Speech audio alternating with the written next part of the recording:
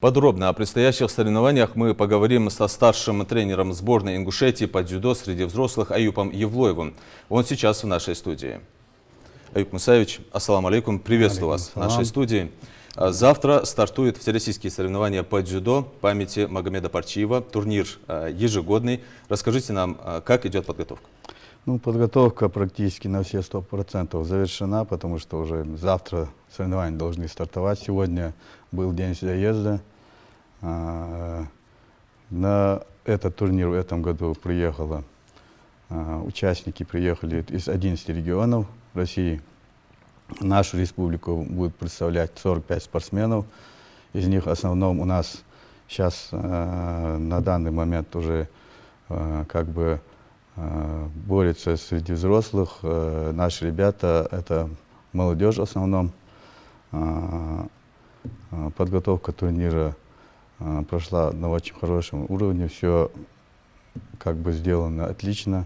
Зал, татами, все готово к соревнованиям. Завтра открытие, и соревнования завтра стартуют. Послезавтра уже весовые категории основные, вот это 73 килограмма и 81 килограмм будут бороться в воскресенье, а в субботу все оставшиеся категории, завтра уже все вечером уже будут определены победители среди всех весовых категорий, вот этих 5 весовых категориях, кроме 73 и 81. 73 и 81 это 73 килограмма, это весовая категория, в которой боролся Магомед Парчиев, и 81 килограмм, вот эти два веса, они будут стартовать в воскресенье. Наши спортсмены где проходили сборы и насколько они готовы к этим соревнованиям? Ну, мы готовились на эти соревнования у нас на базе зала Халмурзаева, и также недавно было открытие, вот и Кажево был открыт очень хороший, шикарный зал дзюдо, новый построили, это рядом с ФОКом, и в основном подготовку проходили вот в этих двух залах. Наши спортсмены, я думаю, еще готовы к этим соревнованиям, думаю, что они покажут красивую, яркую борьбу, также другие участники, которые приехали к нам в гости, тоже, среди них тоже есть очень хорошие спортсмены, техничные, яркие на борьбу ребята все. Думаю, что если нашим зрителям, если они придут в зал, дворец спорта, я их всех приглашаю, там вход свободный, посмотреть на борьбу наших спортсменов и наших гостей. Путевку на какие соревнования получат победители турнира? Но эти соревнования не отборочные, они никуда не отбираются, но это очень хороший импульс и плюс для наших молодых ребят, которые будут стартовать на этом турнире. Значимость этого турнира, самое главное, что он соревнование среди взрослых.